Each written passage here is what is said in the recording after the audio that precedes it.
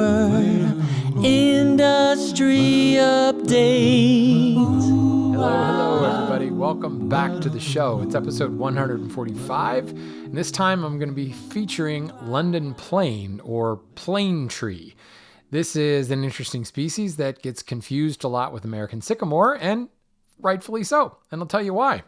In addition to that, I've got some great questions about, frankly, the elephant in the room that everybody wants to talk about but is afraid to talk about, tariffs, and what they're going to mean as the Trump administration signs more executive orders for more tariffs on lumber. I want to talk a little bit about the availability of less than grades, basically less than anything that's not, or less than anything other than the top grade, and how it is available or not available.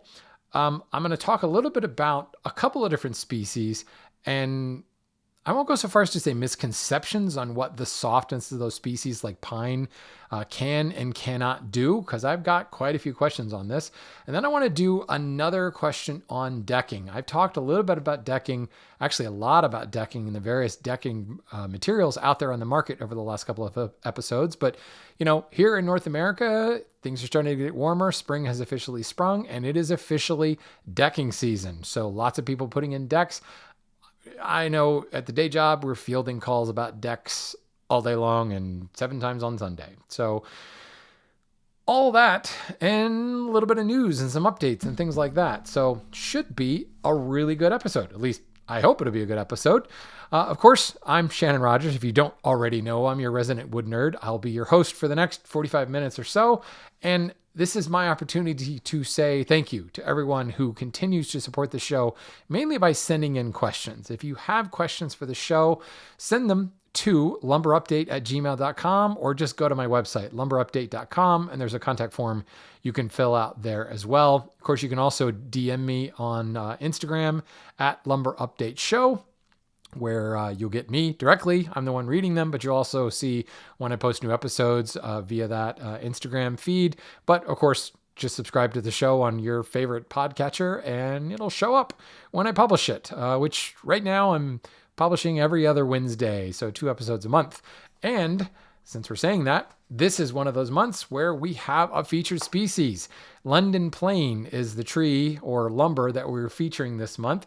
And for those sexy people who are Patreon supporters, you are going to get that sticker I just flashed on screen mailed to you. So if you're wondering, how do I get the fancy sticker that I'm flashing on screen, go to patreon.com/lumberupdate and you can support the show there. For all of my walnut tier supporters, you get that sticker mailed to you every single month. Any month where you are a member, you will get this sticker mailed to you. I'll be sending those out shortly after I finish recording today. So all that to come a little bit later. I did want to get into some feedback.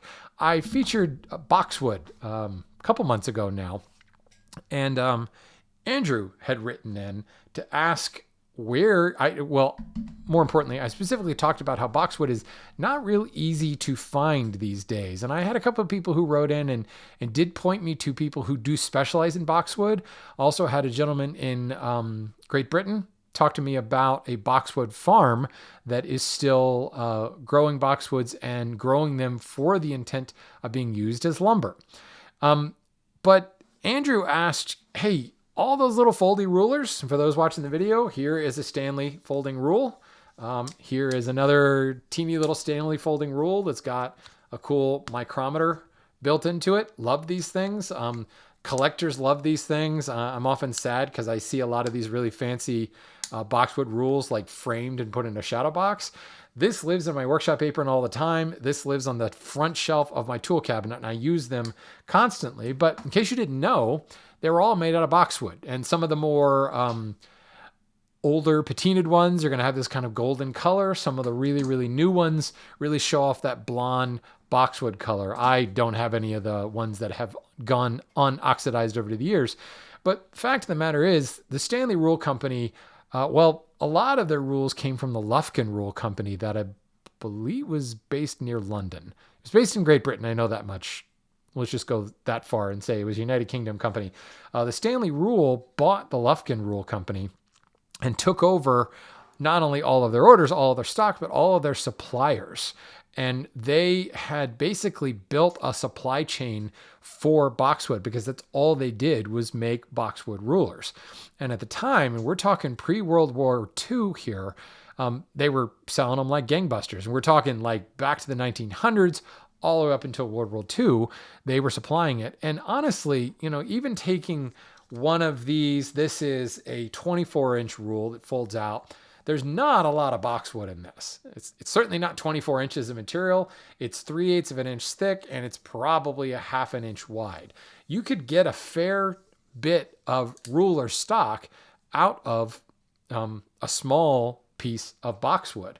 And because boxwood has such a homogeneous grain and doesn't really show a lot of sap to heart transition, you could use pretty much the entire board or even the entire log or stump that you found. So I think a lot of it was you could generate a lot of rulers out of boxwood. Boxwood can be, in those smaller sizes, you can cut it down and slice it and dice it and still got a lot of rulers out of it without a high amount of waste. But when your entire business model is based around a single species to build your products, you build a supply chain. And when I did some digging, I found a bunch of different sawmills around Great Britain that ended up supplying the Lufkin Rule Company. And they were from north to south, all the way up into the Scottish, well, not the Scottish Highlands, but southern Scotland and like York area, all the way down into the Bath Cotswolds region. Although I guess the Cotswolds is north of Bath. The Salisbury region? British people, you can scream at your screens right now for this Yankees' poor geographic understanding of Great Britain. But in that model of using a bunch of different sawmills to supply your industry is common even till today. I said I'd be talking about decking later in this episode. There are some prime decking species that all come from like the same part of the world. But if as an importer, you patronize multiple sawmills from one end of the country to the other. So for instance, Ipe comes primarily from Brazil. Brazil's a big country. And if you're buying Ipe from the north of Brazil and the south of Brazil, the availability of it spreads out over the year just due to the climate changes from north to south Brazil. But also you're spreading out the volume over many, many sawmills. So those sawmills are not required to produce a massive volume of Ipe, or in this case, boxwood. They're just required to fill maybe one order a year. And again, going back to how many rules you could get out of a single board of boxwood. Moreover, if those sawmills are growing and managing their concession, knowing what the end product, a ruler, can be, you can actually optimize your turn rate, your harvest ratio, or your harvest rate. You can also optimize how those logs are sawn in order to net the highest volume of board footage for your customer. When your customer can be, any of 20 different industries, you have to saw much more generically. If I know exactly the part size that I'm trying to hit, it's amazing how efficient you can be when sawing a log. It answers a lot of questions that most sawyers are kind of, guessing at. And so that long story short is spread your supply over a large number of suppliers over a large geographic region, but also tell your suppliers, your sawmills, exactly the parts that you need, and they can optimize the yield out of the log. So that's the easy answer. I can't point to you, to amalgams today and say this is where you get boxwood today, because frankly, the demand for boxwood, it's non-existent today, really. Those that are looking for it are looking for one-offs. There's no real industry built around boxwood anymore. So therefore, the industries, the sawmills that supplied it, well, they're probably not around anymore either. And if they are still around, they've moved on to other species where the market has shifted to support them. So I could probably come up with some names of where Stanley got all of their boxwood back then, but it would be irrelevant today because, it's 100 years later, almost. It's 100 years from probably the heyday of wooden rule making, more than 100 years. And that industry has just moved on. So sorry if you were hoping for like an inside track on where you could get your hands on some boxwood. Can't help you.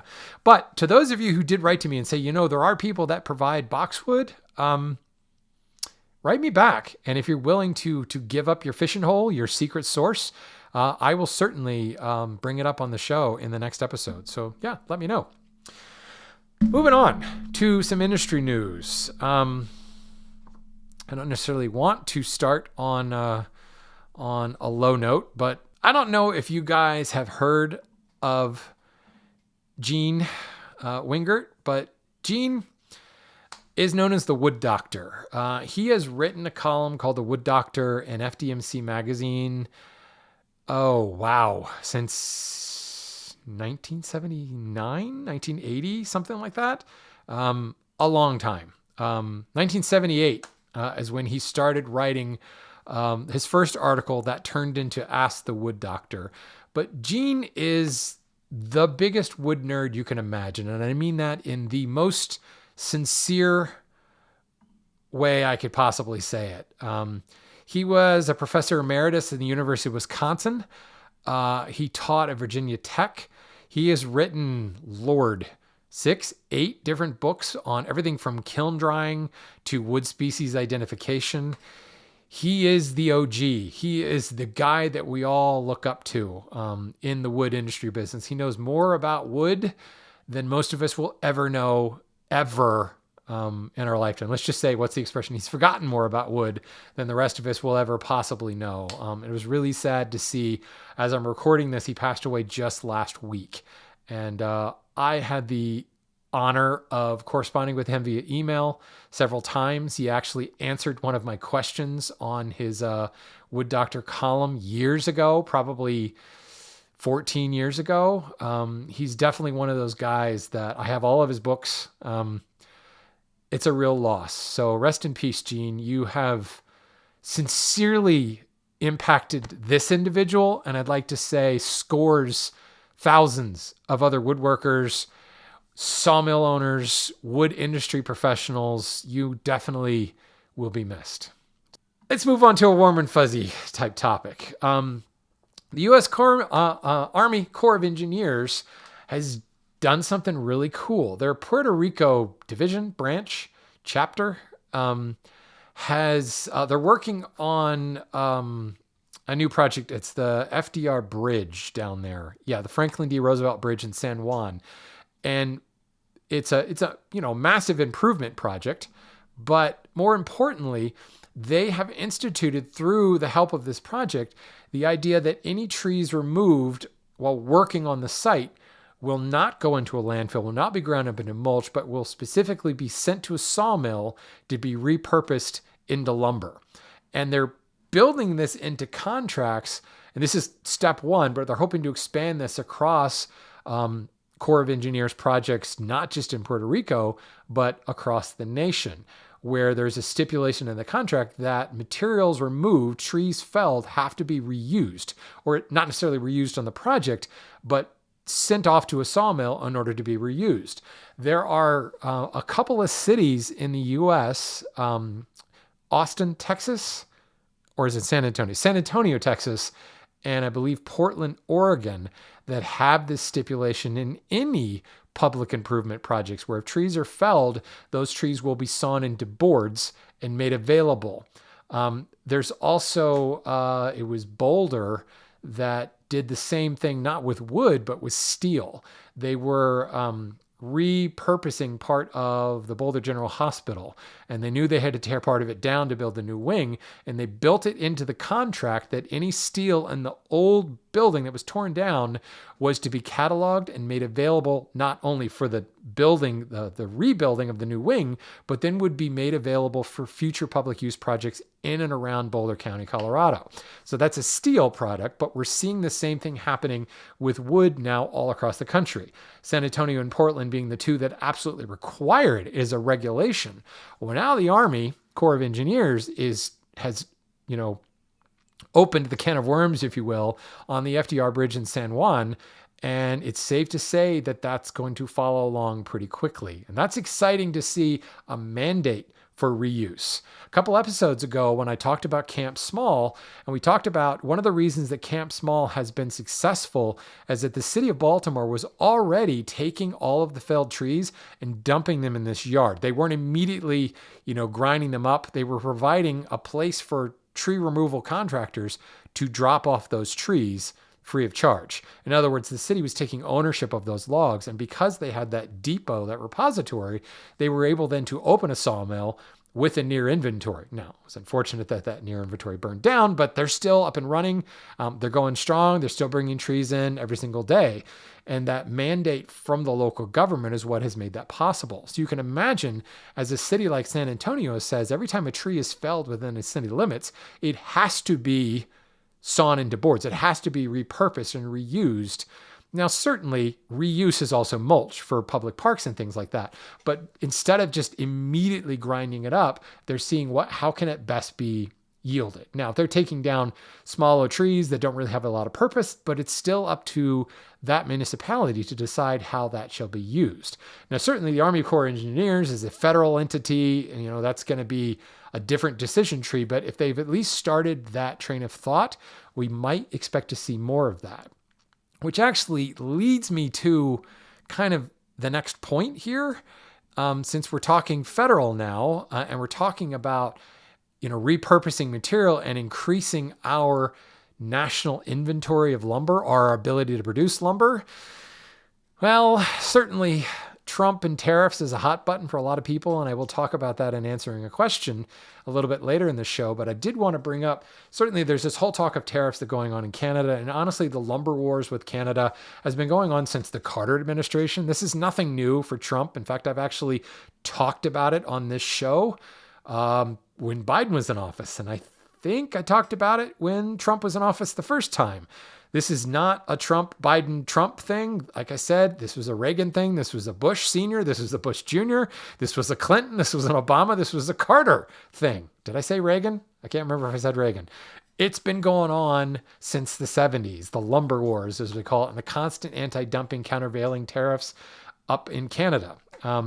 What's interesting, and it's hard to talk about this current story, and I've read the actual... what do they call it? A presidential order. It's just called 223 now for short.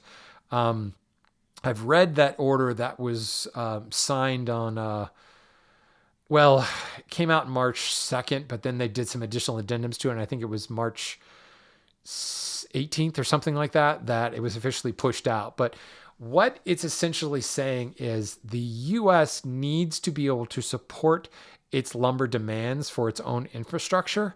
If we become reliant upon imports of lumber, it could be, and I quote, a threat to national security.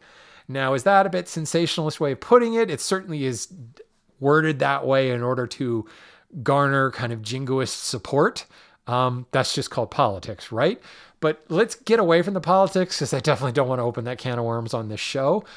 But I've been concerned about this for a while. We saw it happen in COVID when sawmills had to close down due to quarantine, when lumber yards had to close down due to quarantine. And we certainly weren't importing lumber at that point. And even Canadian sawmills were closing down for the same time. Then we had quite a few of Canadian and U.S. sawmills actually close permanently because they just decided to retire. Like, here's a plague. This is kind of an Old Testament sign to maybe retire. So we lost a sizable percentage of our sawmills, our producers of lumber. And even before COVID, we saw the near inventory, the ready to sell volume of poplar nationwide go from 11 billion board feet to 5 billion board feet. And you may think billion board feet, that's a hell of a lot. But the national demand, just within the United States, the national demand for poplar is around 6.5 to 7 billion board feet per annum. And when we saw that near inventory drop below that demand, it became terrifying because, frankly, we don't import poplar from Canada. We don't import poplar from anywhere. Poplar is a homegrown North American species. And when the United States, was not able to supply for the demand within the United States, it was a massive, massive scare. And it drove the price of humble little poplar through the roof. Then COVID hit, and it drove it even higher through the roof. And then it also drove all the construction materials through the roof. It was a warning shot across the bow of the lumber industry about how reliant this country has become on import of lumber. That's one side of the story. And certainly the poplar story is kind of unique in the fact that it is, we're not importing that. But the knee-jerk reaction when availability of domestic species has been a problem has been to look abroad. Where else can we get it? And abroad could be, across the Canadian border or across the Mexico border. It can be that local, or it can be to Brazil or Paraguay or Australia or Russia or somewhere in Africa.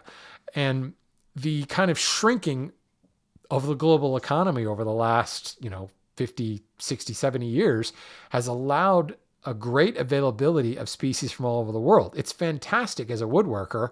I can pick up Australian woods. I can pick up, French white oak. I can get African mahoganies, a Suriname snakewood. You can buy wood from all over the globe over the internet, for God's sake. And it's fantastic. But because of that, the minute a shortage happens locally, we immediately say, all right, well, let's get it somewhere else. And from an exterior woods perspective, we, the United States, and North America for that matter, have leaned pretty heavily on exotics, African exotics, South American and Central American exotics, for things like exterior trim.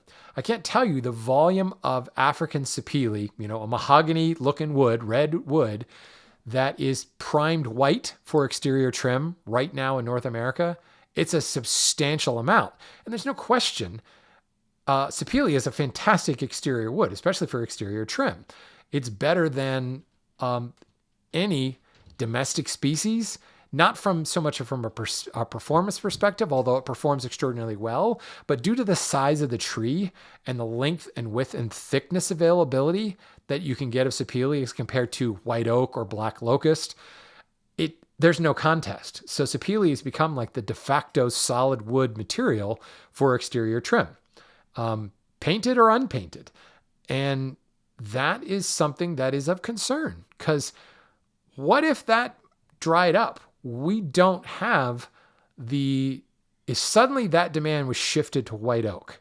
Let's not even talk about black locust, considering it's illegal to grow it in most of the United States due to its parasitic growing behavior. This is a real issue. So yes, it's a bit sensationalist. It's a bit, political, whatever you want to call it, to say it's a threat to national security. But I'll tell you what, King something in England back in the 1200s, was it King Alfred? That was even earlier than that. But the idea of green belts in England were proposed because they saw how the cities were sprawling and they were cutting into farmlands. And the British government, the king, said, hey, we're a small island and we're quickly running out of farmland to feed our own people. So he instituted green belts. I want to say 1200 something, but I'm probably off, and some historian can write in and correct me. But green belts were established to make sure that the cities didn't expand into the farmland and to the forest land, so there would be no more lumber for the Royal Navy. There would be no more grazing land for cattle and for pigs and for growing hay, because if they didn't, then they would become reliant upon Europe, and at that time, they were at war with everybody in Europe. Remained at war with the French and the Spanish for hundreds of years after this. So they looked at the threat to their national security, to their national viability, and instituted green belts. And those have remained in place even to today. And those are relied upon by British agricultural systems in order to just keep the country fed. But this is something that North America in general has been blessed with resources. We have huge tracts of land. Sorry, Monty Python flashback. Those of you who know the Holy Grail know why I'm smirking. We have huge tracts of land filled with forests and amber waves of grain all across the Great Plains, and we've been fortunate in that. But even now, we run into food supply issues. Farming is a really, really tough career, and it's very hard to compete. And you're constantly seeing small farms going out of business or being bought out by larger conglomerates. And we're still running into issues where it would take just a slight change in the weather and we could have a real problem with food supply across this country. We talk about all the wildfires and everything hitting our forests, and you have to wonder, at what point are we unable to produce enough lumber for our needs? And if we continue to rely upon external sources for that, we let our own lumber infrastructure start to decay. And this is hearkening back to my interview with Healthy Forests about managing healthy forests to prevent wildfires. Now, I don't think this is the end all answer. I work for an importer of record. We bring in a lot of exotic material. I'm very interested in this, just, as an employee of J. Gibson McIlvaine, because we do bring in a lot of exotics. There is always going to be a healthy medium, but I think it's really interesting to see what this might do, what this investigation might uncover. Now, I don't care who's in office. It's going to be a political gerrymandering that comes of it, and it's probably going to end up being a nightmare. But I think it's particularly interesting when you look at countries who have taken a long look at this. Australia very recently put a ban on hardwood logging. And I won't go into that because honestly, I'm not as informed as I should be on that particular topic. But it is something to be very concerned about. Do we have the infrastructure to meet our own needs? And I think the United States, I honestly don't think that answer is yes.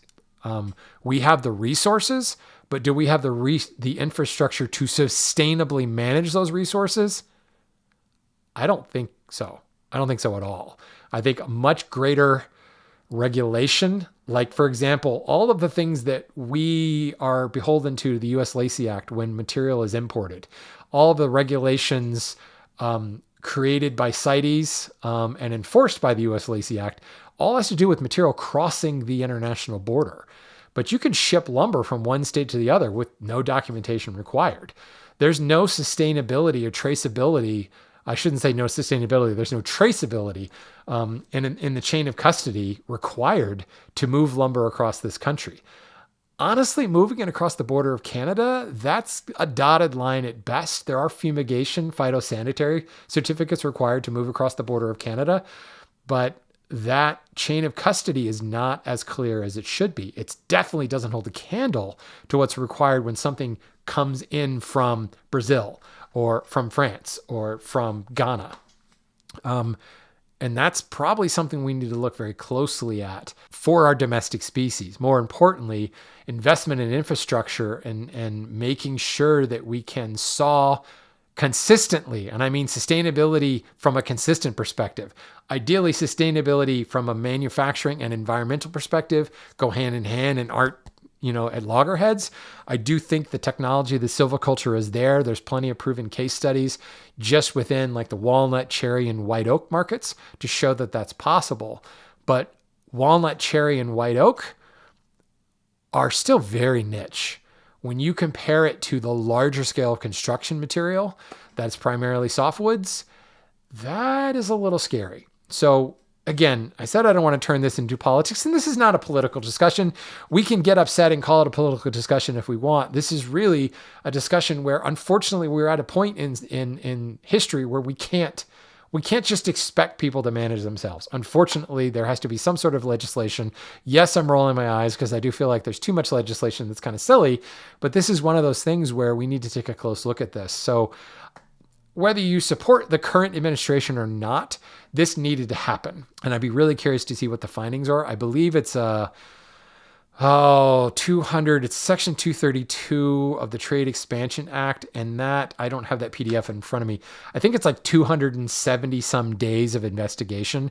So the results of this investigation, will be next year sometime, but I will keep you posted. And international trade organizations like the International Wood Products Association are certainly gathering data on what the import trade looks like. And is that supplanting domestic trade or is it augmenting it? I suspect it's augmenting only because we don't rely a lot on domestics for exterior purposes. But could we? Could we? And what would we have to do to our national infrastructure? And not even just national infrastructure, continental infrastructure in both Canada and Mexico. What would we have to do to further the forestry practices for exterior species? There are certainly what we would call exotic species that are imported that do grow in parts of North America, that grow in Florida, that grow in the deep South, that grow just across the border in Mexico, that grow all over Puerto Rico. Puerto Rico's actually got a pretty robust forestry. I just talked about the U.S. Army Corps of Engineers instituting the reuse of trees that are logged. Puerto Rico's doing some interesting things. Costa Rica is moving into Central America, but they also are doing some really progressive looking things with forestry. So there are other sources in North and North-ish, Central-ish America that could provide exterior lumber sources. We'd have to really look a little bit closer at that. Anyway, I'm going off the rails at this point, but it is a topic that I'm of particular interest, and I would like to see more discourse around this that doesn't devolve into a political, how dare you, and you jerk, you voted for that guy, and how can you support this guy? This is one that I really want us to look past who proposed it, and whose signatures on the executive order, and look at what this could actually mean, not just for the United States, because I know I have a lot of international listeners. How can we, the U.S., look at other countries who've implemented things like green belts, who've implemented bans like Australia. And I know the EU has done a fair bit of this through the European Union timber regulation. What can we learn from this to provide consistent supply of lumber? Because there's no question the demand for lumber is going up because people are coming around to the idea that lumber is the most renewable resource on the planet. It actually grows on trees. So there's more and more demand for it. And how do we repurpose the material that's being wasted currently? This goes back to this reuse thing that's going on in Puerto Rico. This goes back to my conversation with Cambion Carbon and connecting wood users with wood recyclers. It also goes back to all of my excitement over mass timber, because the volume of crap wood that can be repurposed in mass timber, cross-laminated timber, glue-laminated timber, all of that is extraordinarily exciting. Let's move on to our featured species. London plane, Plantanus hybridia. And I specifically use that botanical name. It can sometimes also, Plantanus acerfolia? I could be wrong on that, but you'll see that show up as well. The reason that I'm specifically calling it Plantanus hybridia is it is a hybrid. It is a hybrid of Oriental sycamore and American sycamore. Plantanus occidentalis and Oriental plane, which is Plantanus orientalis. Those two species were crossbred, and we're told that the botanist John Tradescant may not have come up with the hybrid, but originally noticed that the hybrid was taking off. That was in the mid-17th century, and he named it after the town of London, which is where London plane came from. It was probably occurring by accident in just London nursery gardens, where you will find each of those species were already planted. So it's highly possible that the tree, Mother Nature, created that hybrid. But John Tradescant is the one who's kind of credited with the whole thing. He was just the guy who happened to notice it. So 17th century, it became extremely popular, not only in Britain, but all across Europe, due to its ability to handle urban pollution. As the industrial era began to kick in, and oh my God, the pollution that was in London and Paris and Berlin, London plane tree, it just grew through all of it. Probably helped mitigate some of it as well, although I think the pollution output far exceeded anything that a tree could mitigate. But that's where you find it today, is all across cities, whether it's here in the US, all over Europe. I was recently in London, and every street corner, every median down the middle of the road has London plane tree. The Tower of London is covered in London plane tree, many of which were probably planted in the 1700s. All over Paris, I saw them on every street. They're in the, what's it called, where the Eiffel Tower is? Place de la Concorde? No, whatever. That park that the the Eiffel Tower is in, has London plane tree everywhere. As I was taking the TGV through the Channel, we were passing London plane tree all through southern England and all the way across France as we moved into Paris. It is everywhere, folks. In fact, if you remember my interview with Camp Small, Sean said that's one of the trees they end up with a lot. So it's all over in Baltimore as well. Everywhere I have been in the US, I have seen a London plane tree growing. It is very similar to an American sycamore, looks similar. It's got that same kind of blotchy bark to it. But it is, I find that it's a little bit more upright, a little bit straighter tree than the American Sycamore. And that's generally how I identify them. I have an American Sycamore in my backyard, just out the window behind the camera. And it's a very twisty, kind of gnarly tree. The leaves are enormous. The London plane tree has a slightly smaller leaf and it's much pointier than the American Sycamore. But honestly, that's only if you get into trees like I've gotten into in the identification of it.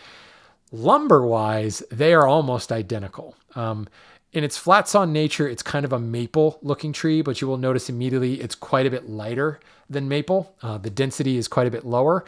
The differences technically between London plane and American Sycamore are almost negligible. The density, specific gravity is almost the same. The one noticeable difference, I think, is in the hardness. London plane is 900? Yeah, 940, whereas American Sycamore is like 700, 720. Bending, strength, stiffness, MOR, MRE are almost identical across both of them. The TR ratio is about the same, although you will find that London plane moves a wee bit more, about 2% more tangentially than American Sycamore. The one thing you can say about both of them is kiln drying both of them kind of sucks. Their lower density means that they want to twist and crack, and they can be really prone to cell collapse. So you got to heat them keep that heat low and go very slow as you rise it. Rise it as you raise the temperature. This is one that you probably want to stop at 180 and not go much higher than that. Certainly to hit some bug certifications, you're probably going to go a little bit higher, but you want to hold it at 180 or so for a week, probably, before you then raise it up and hold it like 195 for like 48 hours to get your fumigation certificate. Or don't go that high. The one thing I will tell you is air drying it is not a good idea. It will be really, really twisty, and it will continue to move a hell of a lot with the slightest provocation. Sycamore, whether it's American Sycamore or London plane, really should be kiln dried to kind of set those fibers, harden those fibers, and add a bit of stability to it. Most of the people that I know that have had really crazy problems with London plane or American Sycamore is generally because they've cut it down like themselves, like I would do with my tree, and then air dried it. And it really is kind of a ticking time bomb there. But the real interesting part about it is in its quartersawn face. And in my sticker here in the image that you'll see on screen if you're watching the video, I've chosen the quartersawn face because it shows up almost like lacewood. There's a lot of people familiar with lacewood because it's one of those like crazy exotics that places like Woodcraft and Rockler carry because it's like great for boxes and things. But it has huge medullary rays that present in this lacy pattern on the surface. I find that London plane's pattern is a bit more pronounced. The rays are a little bit fatter. And whereas American Sycamore is just a little bit more delicate, a little bit lacier, if you will. But it is gorgeous, absolutely gorgeous. It's definitely something that you want to use in moderation. Would make a really cool door panel, but I wouldn't build the whole piece of furniture out of it. Or I would use flat sawn for everything else and use the quarter for the door panel, or maybe the drawer fronts or something like that. It is a beautiful wood. When dried properly, it is a joy to work. I've worked both London plane and American Sycamore. Again, nearly impossible to tell apart. Visually, they're a little bit easier to tell apart. If you were to close your eyes and work them, you wouldn't be able to tell one from the other. The weight, the hardness is close enough that it's really not that noticeable. One thing that I found particularly interesting about London plane in particular is it's actually a pretty good bow wood. I've talked in the past about bow woods and how you want that like high bending strength, but low stiffness. So in other words, easy to bend, but not easy to break. So I know the Wood Database has put together a bow wood index where they take MOR divided by MOE times 1,000 to just give you a workable number. And Osage orange or Bois d'Arc, bow wood, is known to be kind of like the best, one of the best bow making woods out there. And let me look this up real quick. Its bow wood score is at about 11, whereas London plane comes in at 9. And now there's a lot of species that will actually come in that way, but I was really interested in that due to its low density, due to its light nature. You wouldn't think of that. But then I started to think of things like European yew, which is actually quite lightweight, but is an incredible bowwood. So here's the one thing you can say about London plane or American sycamore is it does have a very high bending strength and a pretty low stiffness. So you're not going to want to span long distances with it. You're mostly going to be making furniture out of this stuff anyway, so it really shouldn't be an issue. But the bending strength is such that, could be interesting to experiment with this species. What could we do with a little bit of steam bending or even cold form bending? Could be interesting. It certainly seems to have the numbers. What is the 1.2, almost 1.3 million pounds per square inch. So that's certainly up there. I want to say Osage orange is like 1.7, 1.8. That's definitely comparable to most of the domestics that I would run into that are in the low 1 millions. So yeah, interesting use of this. You're going to find it, because it's not a super sexy commercially available species, you'll find it showing up in the less glamorous things like pallets. Often actually used for the interplies of plywood. I know quite a few sycamore and London plane plywood manufacturers. Certainly it's used for furniture, often used for ornamental carvings in smaller pieces. And then of course it shows up in veneer in a quartersawn face, sliced quartersawn veneers. You can get London plane or American sycamore pretty readily there. From an alternative perspective, certainly I'm already talking about London plane and American sycamore like they're interchangeable. So kind of goes without saying that American sycamore is a great alternative. Cottonwood is a good alternative from its overall appearance and workability. Certainly cottonwood doesn't have that quartersawn lace look. Silky oak, certainly much darker. I hear a lot of people refer to silky oak and she oak as interchangeable, but it's my understanding they are two different species. So I suppose you could say she oak as well, but definitely more of a medium brown oaky kind of look, but they do have that lacewood quartersawn appearance. And of course, lacewood. Now, lacewood is going to be much darker brown than American sycamore. So if you wanted that lacy look, you've got some options, but if you just want that blonder look, of course, maple would work just fine. But I think from a density workability perspective, cottonwood is a much closer amalgam to London plane. London plane is a diffuse forest tree, as you might imagine, because it looks kind of like maples. It's going to be a very close-grained species. A lot of solitary pores. They're pretty small. But the one thing I've noticed is, not noticed, but to identify it, it has no parenchyma visible at all. So you get a lot of pores without that border around them, which makes the pores kind of stand out even a little bit more against the background substrate lignin. It makes it look like the pores are bigger than they actually are because there's no parenchyma around it. Kind of makes it pretty easy to identify. The rays are quite wide, as you might expect based on the quartersawn appearance, and they're widely spaced, easily visible with the naked eye in flat sawn. And of course, in quartersawn, you get the lace pattern in quartersawn, but even in flat sawn, you will see those lines, those ray lines across the board as well. This is an interesting species, and I'm particularly excited about it because it's a species that's been chosen and proven to be a good city tree. It grows fast, it provides shade very quickly, and it's certainly pollution resistant, and one might even say pollution mitigating. Well, I said that before. So I think we're going to continue to see this tree popping up all across the world in urban areas. And the more we talk about repurposing urban lumber, I think the more we're going to see London plane tree showing up in our workshops and showing up in our projects day in and day out. So again, if you are a Patreon supporter at the walnut tier or above, you're going to get this sticker sent off to you. If you have personal experience with London plane tree or American sycamore for that matter, I'd love to hear what you built from it. I'd love to see photos of what you built from it. Anything I missed on featuring this species, definitely clue me in. Let me know. I think that for the most part, you're going to be able to find it just about anywhere. I've got instances of it in Palo Alto, California, where it's an incredibly popular street tree. San Francisco, Casper, Wyoming, Denver, Colorado, Trinidad, Colorado, Lawrence, Kansas, Hayes, Kansas. These are just places that I've seen. I'm writing down where I've seen them. I've seen them in South Dakota and a bunch of other places. I'm not going to rattle off that list. It's a cool tree because it pretty much grows everywhere around the world, despite its rather British name. All right, enough of that. let's move on to some emails here. Since we kind of already talked about it, let's bring it up again. Chris wrote in and he said, with all the current tariff talk, what do you think the ramifications are going to be? Is it just as simple? He puts simple in air quotes. Yeah, nothing simple about it. Is it just as simple as higher prices?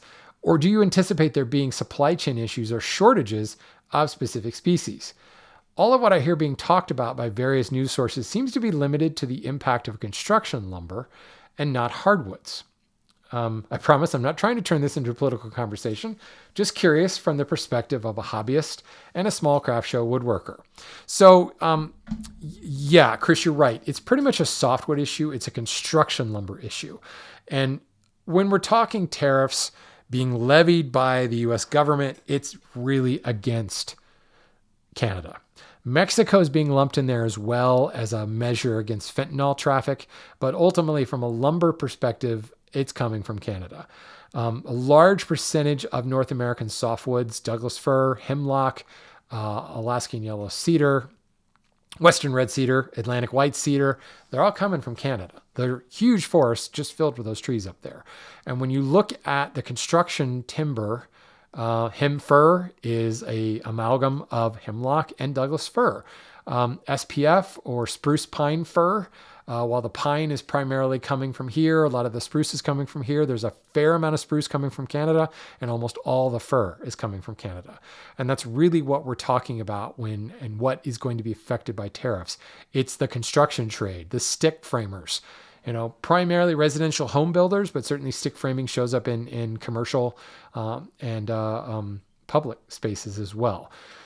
But as I said earlier, this lumber tariff war has been going on for decades now. We see prices climb, but ultimately there is a fair amount of insulation based on the volume of material that flows through the supply chain. And a lot of these suppliers are finding ways around, not around the tariffs, but by stocking more, they're able to mitigate the increased price of tariffs. There will come a point, however, as more and more tariffs are lobbied. And what we're talking about right now are tariffs over and above anti-dumping and countervailing tariffs that are already in place, which could be quite cost prohibitive. So certainly the costs will go up. Depending on how long this stays in place, you might see. No, it's not going to be a shortage issue because it's not a supply issue. The forests are there. The forestry and the concessions are healthy. It's just a matter of, are you willing to pay for it? And ultimately, the whole idea behind tariffs is to try to generate more of the material that's being taxed locally. So what the US government really wants to do is for us to source more of our softwoods locally instead of coming from Canada. And if we put a higher price on the Canadian stuff, more people will buy local. Does it work that way? Go back to my infrastructure comment earlier. It's a nice thought, but I don't think it actually works that way. We shall see. But this doesn't really touch the hardwood industry. There's not a lot of hardwoods being sourced from Canada. Where this could be is if those tariffs are levied against other imports from other countries, which is what I talked about earlier with 223 legislation. We'll have to see what happens there. But the other part of this tariff against Canada that is a problem are luxury softwoods. The clear vertical grain Alaskan yellow cedar, the CVG Doug fir, the CVG Western red cedar that the entire New England coast is clad in right now. Hell, most of the Rocky Mountains now. Hemlock, clear and clear vertical grain hemlock. All of those specialty products that have become used for aesthetic purposes, soffits, tongue and groove ceilings, porch flooring, cladding, even roofing in some extents, and the sub industry of thermally modified hemlock, thermally modified fir, that's coming out of this. It's going to be affected. Those materials are already quite expensive just due to, yield. To get a perfectly clear Douglas fir piece, you don't get a whole lot of those out of a log. Clear vertical grain, certainly as your vertical grain would be quartersawn, the yield on that is quite a bit lower. So the price point of that material is already quite high. Western red cedar has been climbing steadily over the last decade due to the fact that Douglas fir in many instances and hemlock are kind of muscling out the Western red cedar. There's still a lot of Western red cedar, but you have to cut through more fir and hemlock to get to the Western red. So your overhead has gone up to get to the Western red. And the demand for Western red continues to climb and climb and climb and climb. And it's not Western red, it's clear vertical grain Western red. There's very little market for the STK stuff. There's even less market for the STK Atlantic white cedar. It's all clear vertical grain Western red cedar. It's like that or nothing for cladding and for soffits and such. So that price point is going up to the point where it's higher than a lot of the exterior exotic stuff. And other things have stepped up to fill that void, like clear vertical grain fir, Alaskan yellow, and hemlock. Well, now we'll see tariffs on top of those already expensive, like $21, $25 a linear foot type products that are going to get an 18 to 30% tariff put over top of it. That could be a problem. But again, it's not really a supply issue. It may just sit in lumber yards up there because nobody's willing to pay the price to bring it over the border.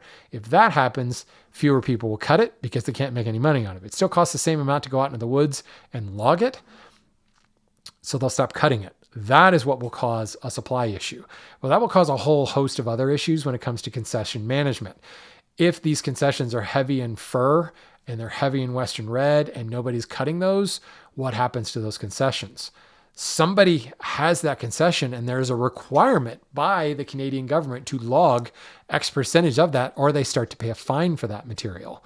Watch the show Big Timber on Netflix and you'll see what I'm talking about.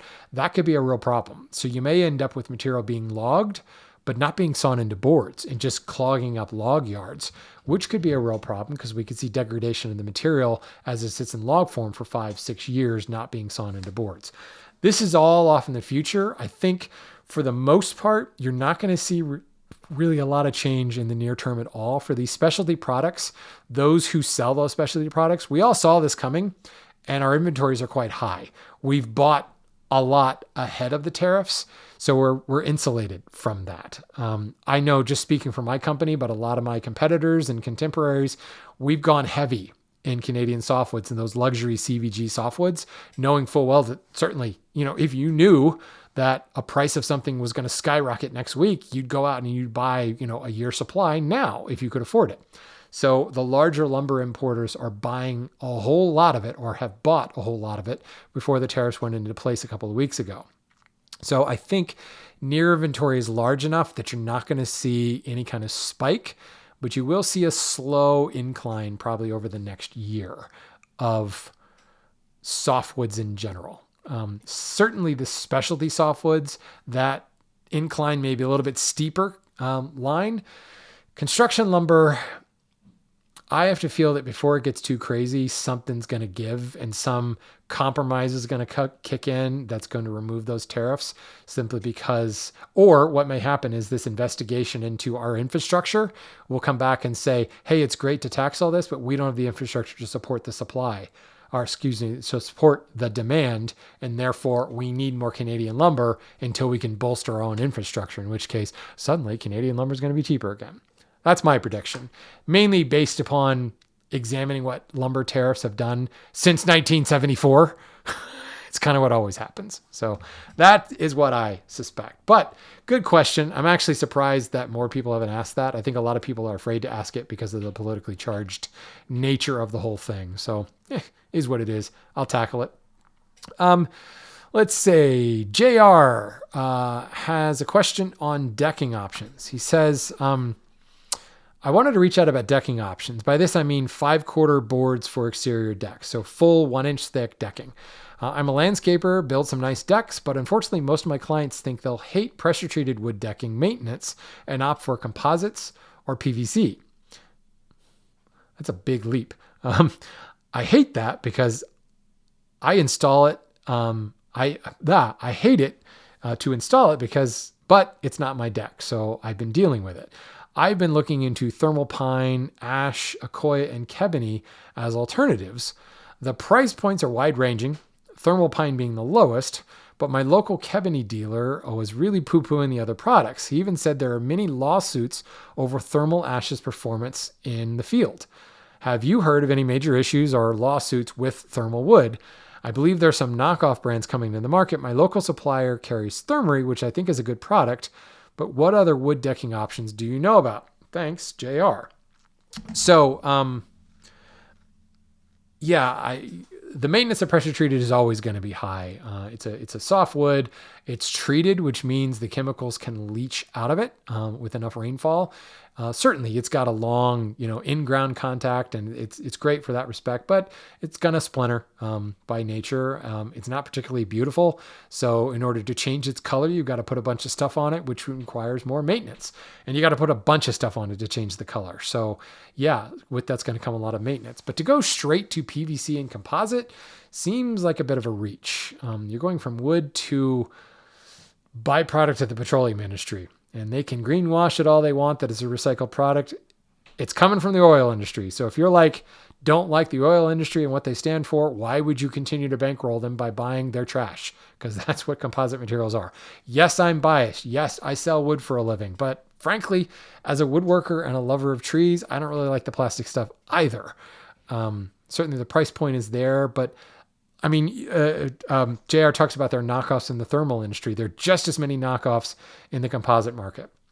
That is definitely not a uniform thing. You definitely get what you pay for. You've got some high-end brands like Trex and Fiberon, and then a bunch of knockoff brands that are still having delamination and molding issues and color fastness issues. The really, really expensive guys have kind of figured out the science, but even then, they're continuing to have color range issues over time as boards are replaced years and years later. But they're also continuing to do their best to emulate wood, because wood, as I said it earlier, is a fully renewable resource. So I would definitely urge people to look more at wood because there are a lot of options. So before I get into the modified woods, which I've certainly spent a lot of time talking about, what about the solid woods? It doesn't have to be pressure treated pine, but it could be black locust. It could be white oak if you wanted to stick domestic. If you wanted to go exotic, of course, ipe, tigerwood, garapa, kumaro, red balau. Red balau is a 100% FSC Class A fire rated species that doesn't get a lot of traffic. It looks a lot like sapele, has a lot of that ribbon stripe look and a quartersawn nature. It's not CITES listed either, like ipe and kumaro, although I contend that the CITES listing isn't really going to do much for ipe and kumaro because the volume that's available is still so incredibly high. Tigerwood and garapa give you that blonde color that's worth looking at.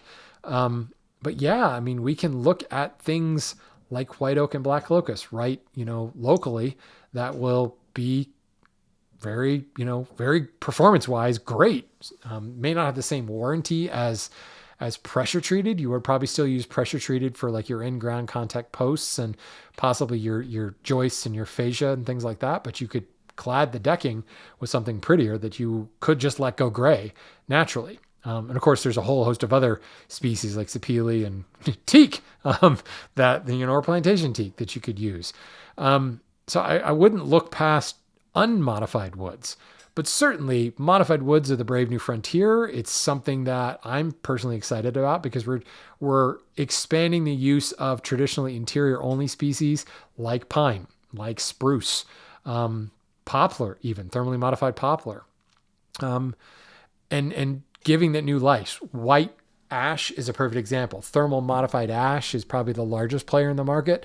Thermally modified pine can use everything from Scots pine to radiata pine to there's a company in Montana modifying lodgepole or a yellow pine for thermal modification purposes. And spruce.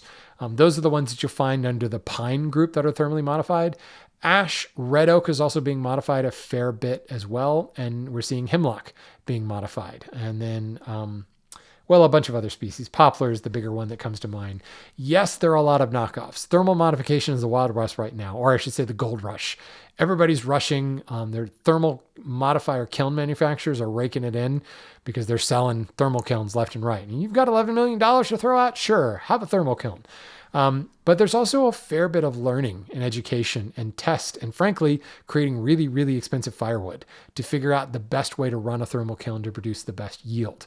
And this is where companies like Thermery, with their long experience, they classify it as generational knowledge, having thermally modified for a long time, or any of the companies that are part of the Thermowood Association.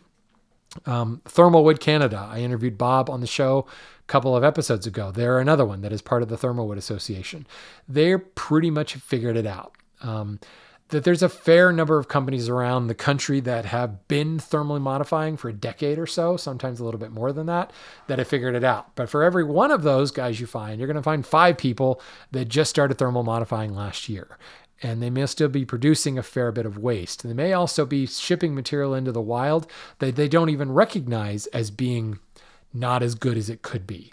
And when I say not as good, it tends to be very, very brittle. It can be open to checking. It splits apart when you try to screw it and nail it into place. Some of that can be user error, but the really, really rushed to modified stuff can be very brittle. And that's something to be concerned with.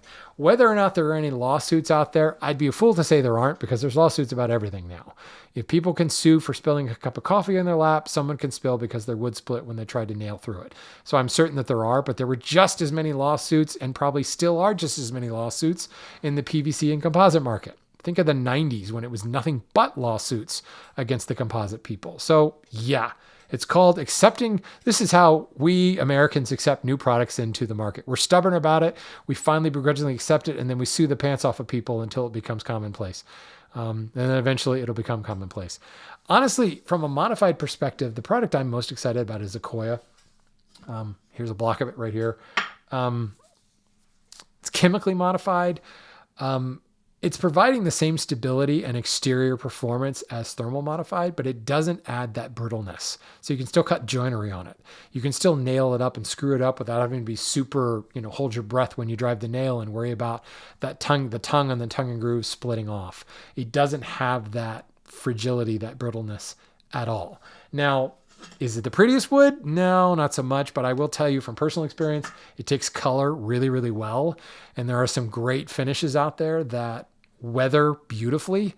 They don't crack and peel, and they're really easy to maintain. Like every couple of years, just slap some more stuff on. So if you want to change the color, you can do that pretty readily with this. Cabinetry is another one where, you're technically biologically modifying using furfural alcohol, but it's producing the same dimensionally stable exterior radii out of pine. Now they have some other species as well that they're playing with. What I don't like about Cabinetry is it increases the hardness pretty significantly, and it becomes a more difficult wood to work with. Now that can be a blessing and a curse. But I think about the number of people who've complained about products like Ipe burning out drills and splitting and causing all kinds of screws snapping off and stuff like that. I've heard just as many people complain about Cabinetry. Now that is certainly a user error type thing, especially for a deck builder that's used to working with pressure treated pine, and they don't pre-drill at all, and they just drive those 3-inch deck screws with an impact driver. That can cause problems in Cabinetry, and you get a lot of broken screws.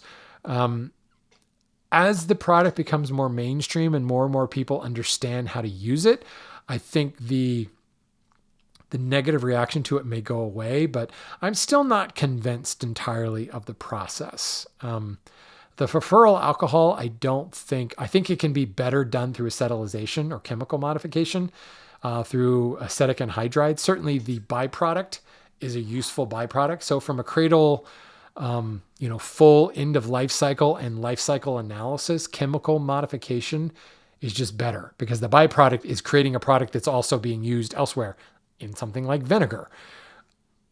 But I could be wrong. Don't quote me on that. I don't honestly know what the full byproduct of the furfural alcohol is.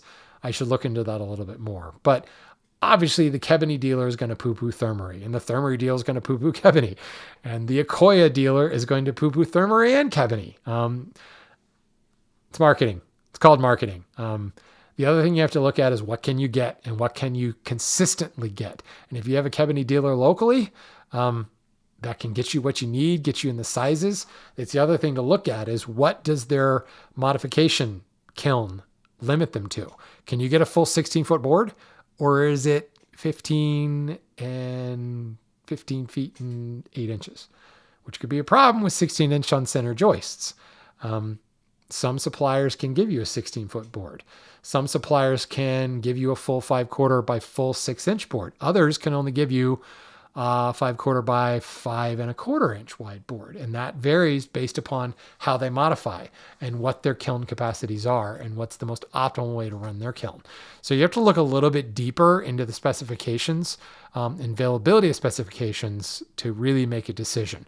They're all going to give you a dimensionally stable and water resistant material that's going to have super long warranties on it. So you can't really go wrong there. I talked about that a couple episodes ago when I shared the warranty period of these things. If it were me, honestly, I would probably still use a tropical wood like Ipe. But not that. I would probably go with something like a Koya. And yes, I do carry a Koya. I'm an approved manufacturer, but I've been to their plant. I toured their facility. I've seen everything from how it's produced to what the waste product is. And it's like this beautifully recycled closed system from a manufacturing perspective. It's quite elegant. And that is something to really look at from a manufacturing sustainability, but also an environmental sustainability perspective. To me, that's a particularly interesting product. I actually should get some folks from Akoya on the show. I've had some thermal modifiers on. I'll call some of my contacts and see if I can get them on the show. I think it's a product that we should probably talk a little bit more about in the future. Let's move on here. So both Scott and Ann emailed me about... Scott asked about using a wood for a countertop and asked about using pine specifically for cabinets. And actually, I have a question. I think I saved that for a future episode about Perota or Guancasta, which is a pretty soft wood that's often used for slab tables and things. But the gist of this, Scott wants to put wood countertops in his kitchen. And he's wondering what would be the best wood from a hardness perspective, what wood's going to be too soft, and how to best finish it. And has a bunch of pine cabinets. In fact, let me throw up this image here if you're watching the video. Anne supplied an image of her kitchen, and I cropped out the construction debris you were worried about at the bottom of the image. But these are beautiful pine cabinets. And she's been told by her local cabinet maker and her contractor that you can't use pine for cabinets. It's too soft. And then the response was, the pine you had in your cabinets in the 60s is not the same pine we have today. So you can't use pine.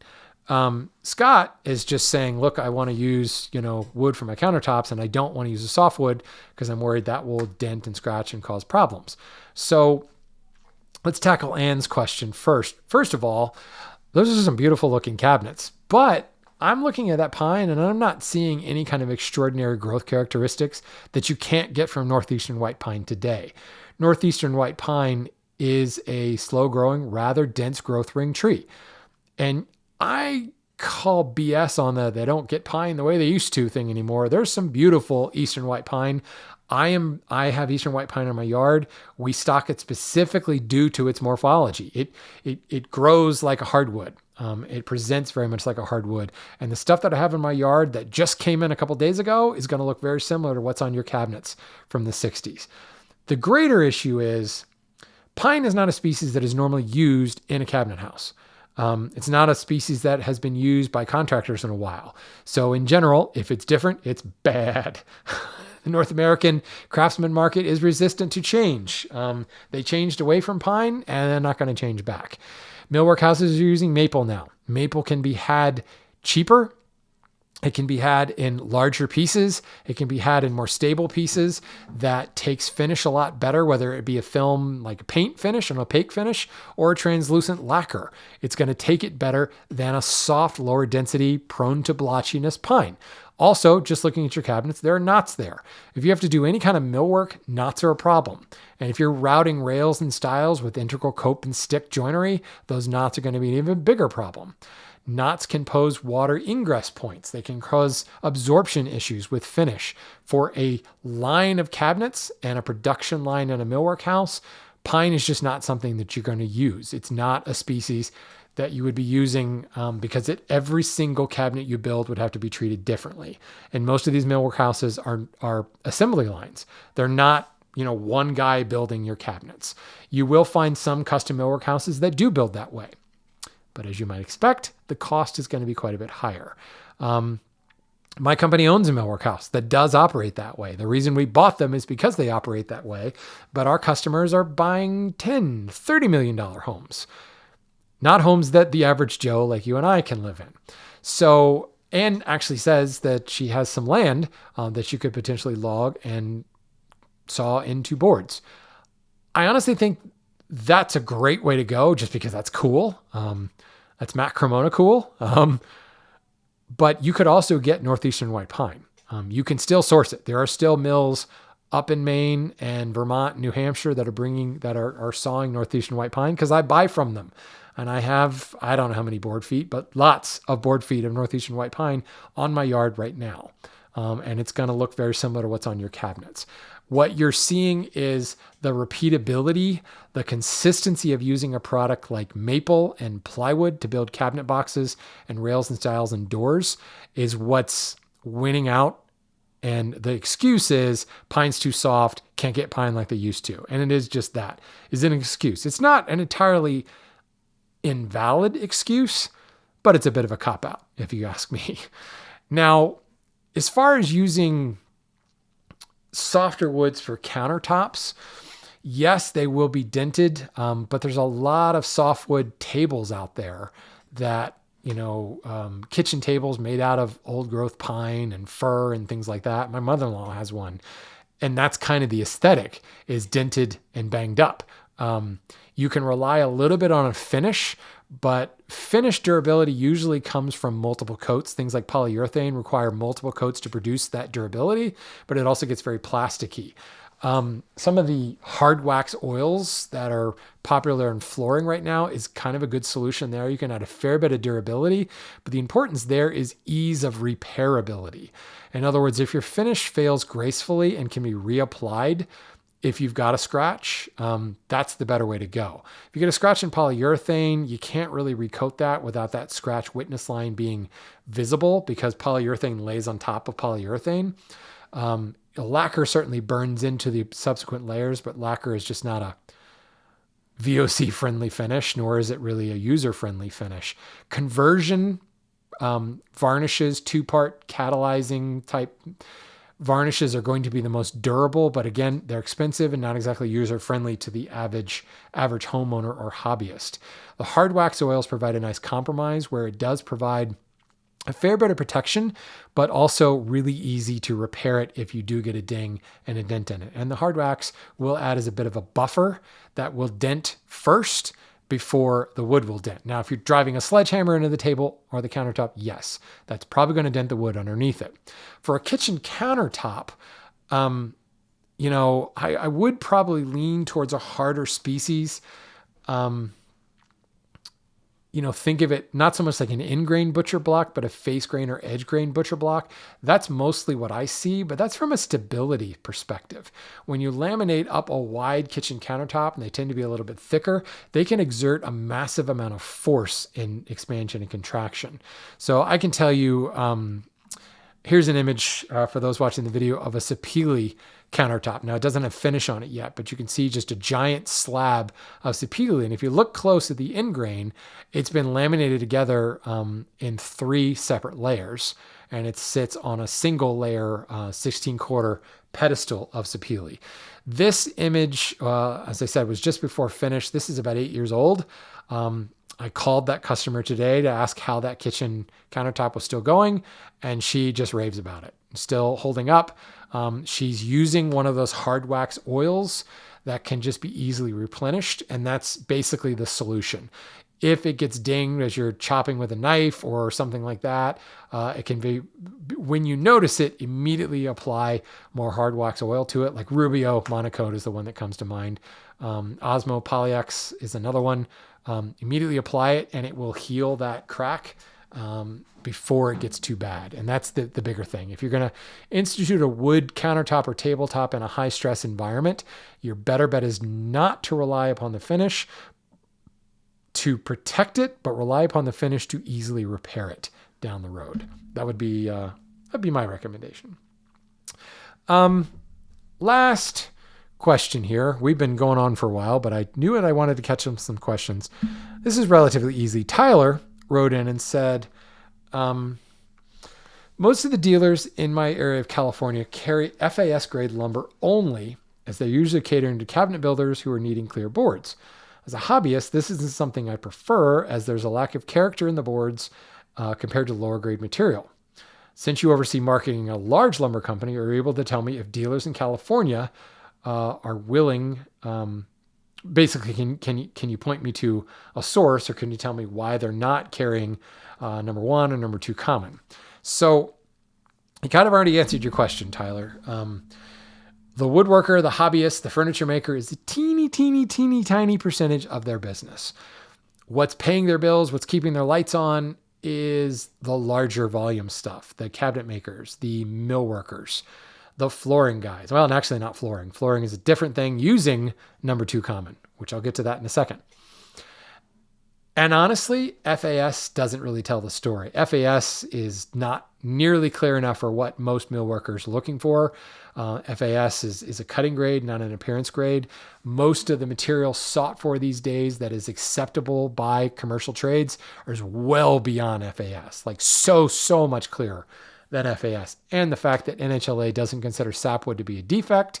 You get homegrown grades like all heart or 80-20 or 90-10 heart, superior grades, grade A, top grade, all these fun kind of in-house grades, because FAS doesn't really tell the story. So you can imagine when you step down to number one or number two common, and now you've only got 66 or 33% clear cutting grades, that's very little usable lumber that cannot be run through a molder without it blowing up on a knot or something like that. Cannot be really used effectively as an exterior cladding material because all those knots are water ingress points and water holding points that would cause rot later on. So it's something that just, there's no demand for it. So as a lumberyard, especially a California lumberyard that is basically bringing everything in from somewhere else because they just don't have the trees growing locally, would I bring in material that's number one common and have it sit on my shelves for years and years and years? No, I'm going to bring in the stuff that sells. And that's across the country. That's not just California, but your issue is exacerbated by the fact that none of the trees are really growing locally. Everything's being sourced from, the Ohio River Valley or the Appalachian Forest or something like that. I'm thinking of the walnuts and the cherries and the oaks and such. Even the maples are coming from the Northeast. It's just, there's just not the market to support it. So what you have to do to find the number one and number two common is look for flooring manufacturers and buy their remnants.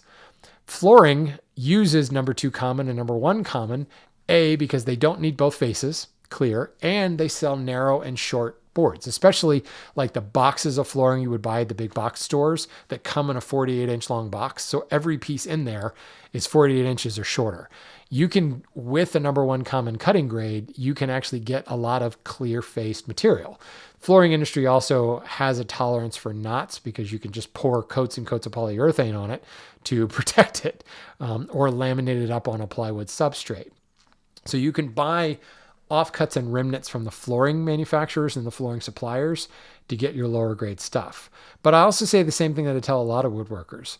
Find an architectural millwork house, find a cabinetry house, and strike up a conversation with their foreman and say, what are your offcuts like? I'd be willing to buy your offcuts. And I think you'll find some gorgeous material and some material that has knots. They've cut around knots, and what's left over, it has knots in it that would be common material in surprisingly long lengths that they're not using in that millwork house. And you can buy it for a song. Some of them will actually give it to you, although I would recommend if they give it to you, show up the next day at closing day with a 6-pack of beer to foster that relationship. I've lost count the number of woodworkers who've written back to me after I've told them this advice and said, I met this guy. He's like my best friend now. Now he's calling me saying, hey, you want to come out? I've got, a dumpster full of stuff if you're interested. That's a great way to source that material. a lot of people tell you find pallet manufacturers, but I don't agree with that because they're using the common material to make their product. So their off-fall, their waste is not going to be something that you're looking for. In fact, they have very little of it. So your better bet is to look for the guys that use the high quality stuff and source the stuff they're not using. Because even if you're buying all FAS lumber, there's probably going to be a small percentage of the material in that load that wouldn't meet FAS grade. And that percentage will vary based on who you're buying it from. A lot of times it's actually written into buying contracts, but there will be some stuff that doesn't meet their millwork house grade, and it will go in a corner somewhere, or it might even go in a dumpster somewhere. So by reaching out to the millwork houses, the cabinet shops, finding out, who's in charge and saying, hey, I'm a woodworker and this is what I'm looking for, you might be surprised how successful you'll be at finding that material. What you cannot expect is going to a retail lumberyard and really expecting them to carry a lot of one common material. The only possible thing there is to get enough people together and convince them to buy enough that it's worth their while. Pull 50 of your closest friends together and buy 5,000 board feet. Or 10 of your closest friends. I don't know how much lumber you want. That is something you can do, and they will certainly buy for that as a cooperative buy. That is another option, but I think your better option is to try to repurpose the air quotes waste material from the cabinet shops and the millwork houses. So I think that's enough of me talking for now. I've been droning on for more than an hour right now. Thank you for listening. But more importantly, guys, thanks for the questions. The reason the show has gone on long is because I've had some great questions. Keep them coming. Go to lumberupdate.com, fill out the contact form, or just email me at lumberupdate@gmail.com. And of course, thank you to all the Patreon supporters, patreon.com/lumberupdate. You guys are going to get this fancy London Plane sticker shipped off to you in the mail. My last point, sorry, I said I was done talking. My last point, I want to bring some lumber noobs on the show. I know you're out there because a few of you have sent me emails saying that you're not even a woodworker, but you listen to the show or you're interested in lumber. I would love to bring a couple of you on the show and do a 20 questions. I think there's a lot of basic lumber questions that many people are afraid to ask that I think a lumber noob won't be embarrassed to ask. And those are the questions I want. So if you are new to the lumber industry, new to using lumber, don't use lumber at all, but just interested in being on the show, I want to hear from you. Bring me your uninformed and bring me your uninformed questions, because I think your stupid questions, air quotes on the stupid questions, are going to be really, really valuable to those who think they know a lot about lumber. So that's the call for noobs. Please write in lumberupdate@gmail.com. I'd love to hear from you. I'd love to bring you on the show. Thanks for listening, everybody. Go buy some lumber because it's only going to get more expensive if it's from Canada.